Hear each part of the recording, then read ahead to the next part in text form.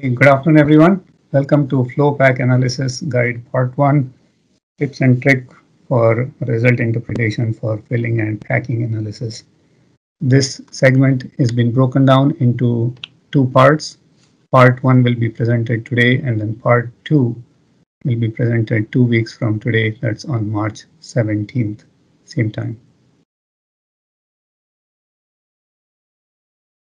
So today the plan is to go over what the flow pack analysis flowchart is, what questions we should be asking, what things we should be looking at, what, what, how do we set up our simulation and make sure that we have a good model that we run in order to have good filling and packing results.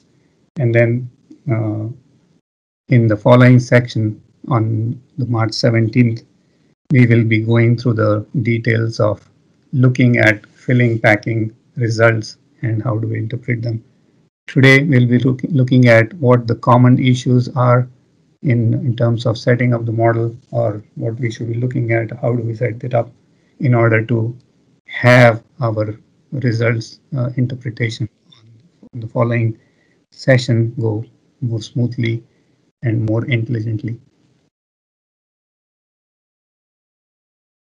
So we have this flow chart that we follow and we recommend in our trainings, in our 3-day training, and also in our bi-weekly online half-day training sessions as well.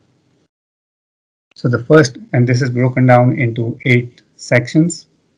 The first section being determine gate number and location. That's very, very fundamental for an injection molding simulation as to how many gates do we really need and where should they be placed, and how do we determine that is what we are going to look at here in this section.